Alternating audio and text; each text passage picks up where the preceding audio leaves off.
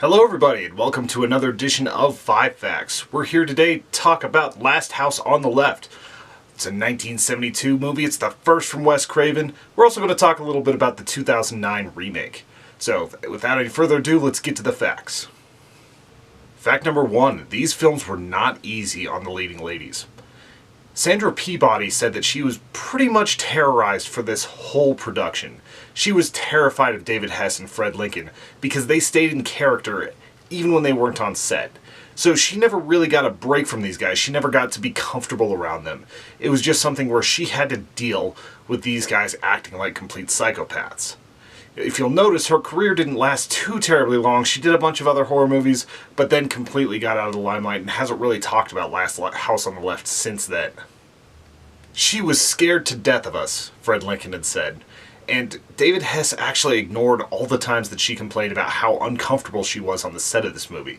It really wouldn't have been a good one, and being that this was Wes Craven's first go at a full-length feature film that wasn't pornographic, he probably didn't do a great job of listening to the actresses. In the remake, the actresses went through a lot as well. It was not an easy thing for them, and they accidentally filmed out of order in such a way that left bruises on their legs for the hotel scene. Even though the rape scenes happen after that, they filmed them before, and because it was so physical, they did their own stunts, they still had these bruises showing even with makeup. They couldn't quite hide it. Fact number 2, the film was done guerrilla style. Wes Craven kinda knew that he needed permits, but didn't want to spend the extra money, so most of this movie is done without permits, very quick setup and breakdown, and anything that's in public is basically them trying to get it done as fast as possible. They shot this film for under $100,000. They thought they'd only need 50. They spent every penny of their budget after that. And some of this is more apparent. Like, you don't have the cops parking in the cops' reserved space. You've got a lot of weird little things whenever it's not on these sets that they had built. Fact number 3. This movie was too violent and was banned in many countries. This movie is a straight-up gut punch, so it's not really surprising whenever you hear that it got an X rating in the US. Wes Craven cut 10 minutes, then he cut 20 minutes. Both of those times he got an X rating. Then he actually put the film back in and sent it to the review board and they gave it an R rating. I'm not sure how that happened, but he got very lucky that they did that. This movie actually wasn't even legal to show certifiably in Britain for 34 years. It took a long time before they made it legal there. And in Australia it wasn't until 2004, even though the movie wasn't banned prior to 1987. So there's still a few decades there where it was just completely unable to be found. And they also couldn't find a distributor for Australia because they didn't want this movie. Funnily enough, of all the critics to give this a good rating, Roger Ebert gave it a 3.5 stars, which is higher than he gives for most horror movies. He felt like there was enough raw, virile evil in this that it actually warranted a good rating. Fact number 4, this movie was supposed to be much more pornographic. Wes Craven actually intended to have unsimulated sex scenes throughout this movie. And you can see that there are moments where it gets a little bit raunchy, but it never quite hits the level that he was hoping to make it. It's one of those things where the actors started to balk at things, the crew didn't really want to make it any more pornographic, and they decided that they were going to make something a little bit more commercial. This, as they already had trouble not getting an X rating, was probably a good choice. I can't imagine that it would have been able to get anything else, especially if you're showing penetration. That's just a hard sell on any movie nowadays. It's kind of funny, Wes Craven worked in porn before this movie, and it's rumored that he actually worked on the major favorite, Deep Throat. In movies like Sweet Cakes, you can actually see him in front of the camera directing a couple girls before they do their thing. Usually he worked with a pseudonym, so we don't really know what all movies he was involved with. Fred Lincoln, however, who was in this film as Krug, did hundreds of porno movies.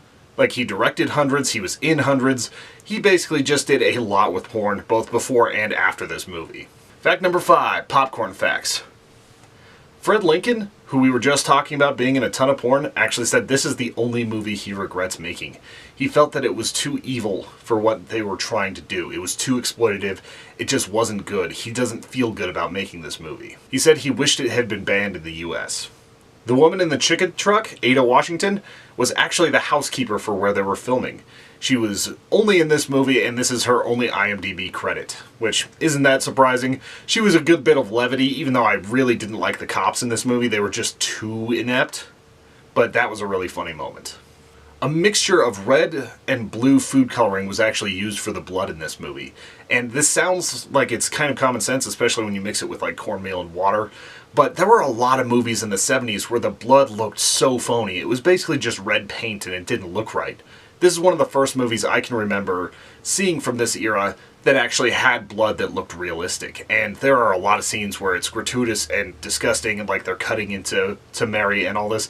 And it's just absolutely made more stark because they used better blood than just the 70s style red paint. So this is a small detail, but it really is important for part of the reason why this movie stands up today. There are two main questions I had whenever I was watching this movie. The first is, how often should you use rape as a key plot element in a movie? It's something that happens far too often in real life, so it's something that should be written about, it should be filmed, it shouldn't be just swept away. But you have to give some reverence to it. You have to make sure that whenever you're like filming this sort of thing, that it's not gratuitous and for the sake of the violence and nothing else. And this movie is hard to watch because of that. I watched both of these movies back to back, and getting a double dose of that was very, very hard. I don't get disturbed by much, but that sort of assault really was cumbersome on my psyche for the next couple of days, really. And so you have to ask, when is it okay to do that sort of scene? Some people say anytime. I think that whenever it's done, it needs to be done powerfully and done right and not exploitatively. And this movie kind of pushes the boundaries, but it's so important to the film that I think it was necessary, but it still hurts to watch. Also, I was thinking a lot about the remake and the changes that were made, so some spoilers are ahead if you don't want to hear about it. But in the 2009 film, Mary Lives, the revenge scenes and everything are made more powerful in the 1972 version because she doesn't live, and this is a father grieving over the loss of his daughter. In the new one, it still works. She survives. He's a doctor. It makes sense that he could save her, but it's also it doesn't seem like it quite has the impact. But I will say I enjoyed the kills more in the 2009 version than in the 1972 version. When you've got Aaron Paul with his hand down the drain, just getting messed up, and then a hammer. You've got the very infamous end scene with the microwave. They have more impact on the deaths of people. Even the shooting that happened in the shower was a better death. The ones in the original were good, especially because you're involving a chainsaw, but it was one of those things where it just didn't quite feel the same. It didn't quite feel as impactful.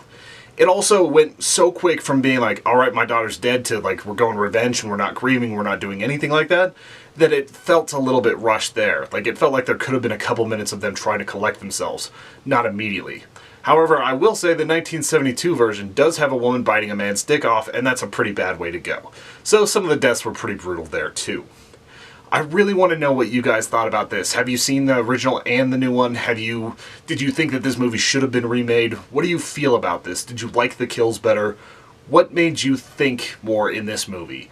What made you reviled? Did this movie actually have an impact on you, or was it just another revenge flick? There's a lot of revenge movies out there, and a lot of them are based off of this. This changed the landscape of revenge movies. It wasn't the first to have this exact same plot, but it was the first to be this vile with it. So, it's really interesting to look back on this movie and see how hard it went, and to enjoy it in a very perverse and odd way that's not entirely appropriate.